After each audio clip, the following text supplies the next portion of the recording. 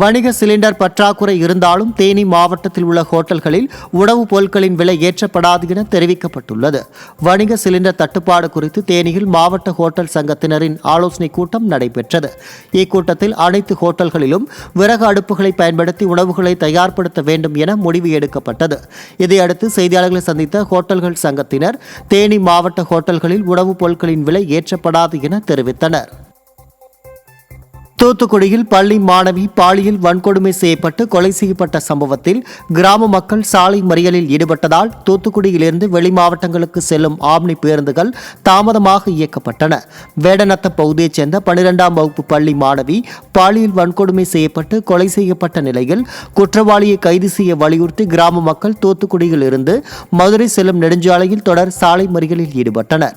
இதனால் தூத்துக்குடியிலிருந்து வெளி மாநிலங்களுக்கு செல்லக்கூடிய ஆம்னி பேருந்துகள் 3 மணி நேரம் தாமதமாக இயக்கப்பட்டதால் பயணிகள் கடும் அவதியடைந்தனர்.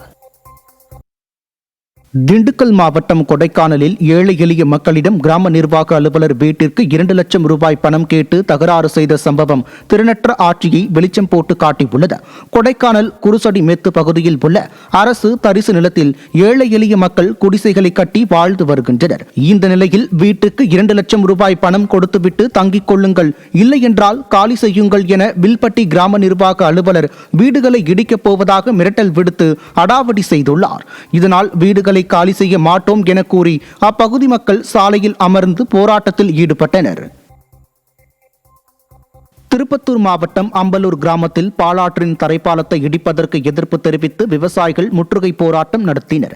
பாலாற்றில் உயர்மட்ட பாலம் கட்டப்பட்ட நிலையில் தரைப்பாலத்தை இடிக்கும் பணிகள் நடைபெற்றது.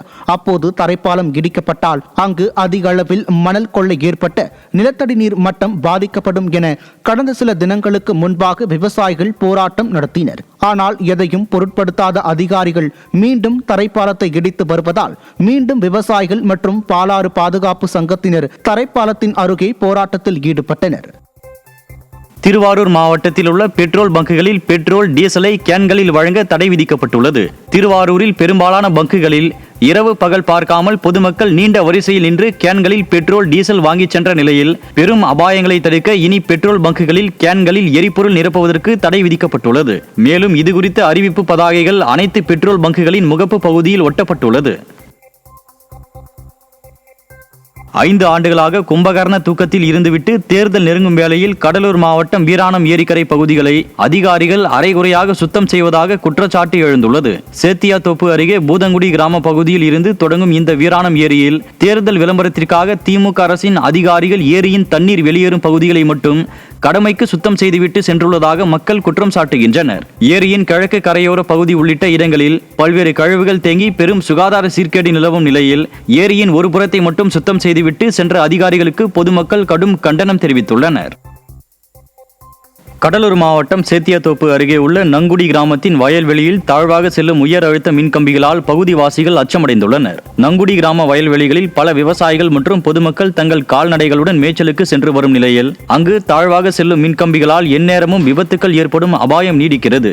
இதனை சீரமைக்க பலமுறை கோரிக்கை விடுத்தும் மின்வாரியம் நடவடிக்கை எடுக்காத நிலையில் அசம்பாவிதம் ஏற்படும் முன் துரித நடவடிக்கை எடுக்க வேண்டும் என விவசாயிகள் மற்றும் பகுதிவாசிகள் கோரிக்கை விடுத்துள்ளனர்.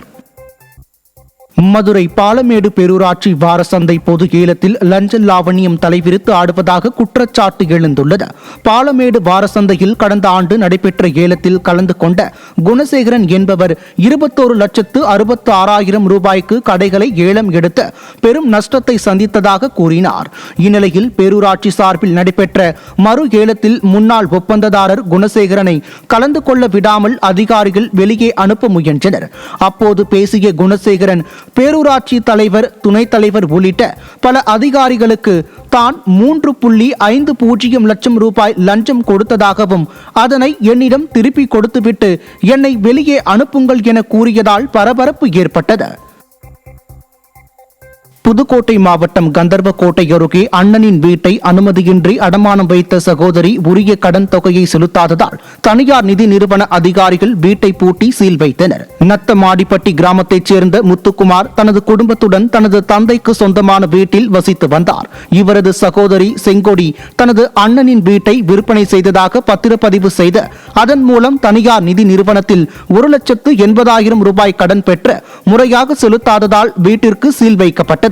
இதனால் அரசு உரிய நடவடிக்கை எடுக்க பாதிக்கப்பட்ட குடும்பத்தினர் கோரிக்கை விடுத்துள்ளனர். கிருஷ்ணகிரி மாவட்டம் ஒசூர் அருகே உள்ள மரக்கட்டா கிராமத்தில் 5 லட்சம் மதிப்பிலான பயிர்களை காட்டு யானைகள் சேதப்படுத்தியதால் விவசாயி குடும்பத்துடன் போராட்டத்தில் ஈடுபட்டார். மரக்கட்டா வனப்பகுதியில் இருந்து வெளியேறிய 4 காட்டு யானைகள் மகேந்திரனின் தோட்டத்திற்குள் புகுந்த வெள்ளரி மற்றும் தக்காளி பயிர்களை சேதப்படுத்தி உள்ளது. இதனால் மன உளைச்சலுக்கு ஆளான மகேந்திரன் குடும்பத்தினருடன் சேர்ந்து விவசாய தோட்டத்தில் வனத்துறையை கண்டித்து போராட்டத்தில் ஈடுபட்டார். காட்டு யானைகளை ஊருக்குள் புகாமல் தடுக்கும் பணிகளில் வனத்துறை தோல்வியடைந்து விட்டதாக கூறிய அவர் அரசு தனக்கு உரிய இழப்பீடு வழங்க வேண்டும் என கோரிக்கை விடுத்தார். ஈரோடு மாவட்டம் அந்தியூர் அருகே அரசுக்கு சொந்தமான புறம்போக்கு நிலத்தை வேறு பகுதியைச் சேர்ந்தவர்களுக்கு ஒப்படைக்கும் வருவாய்த்துறையை எதிர்த்து பொதுமக்கள் சாலை மறியல் போராட்டம் நடத்தினர். எண்ணமங்கலம் ஊராட்சி அணைக்கரடு பகுதியில் வருவாய்த்துறைக்கு சொந்தமான சுமார் 5 ஏக்கர் நிலத்தை அந்தியூர் பகுதியில் உள்ள நிலமில்லா ஏழைகளுக்கு வழங்குவதற்காக மாவட்ட நிர்வாகத்தின் ஒப்புதலோடு வட்டாட்சியர் தலைமையிலான வருவாய்த்துறையினர் அளவீடு செய்தனர். ஆனால் இந்த இடத்தை வேறு பகுதியில் உள்ளவர்களுக்கு வருவாய்த்துறை கொடுக்க முயற்சிப்பதாக குற்றச்சாட்டு எழுந்துள்ள நிலையில் இதனை கண்டித்து எண்ணமங்கலம் பேருந்து நிலையம் முன்பு பொதுமக்கள் சாலை மறியல் போராட்டம் நடத்தினர்.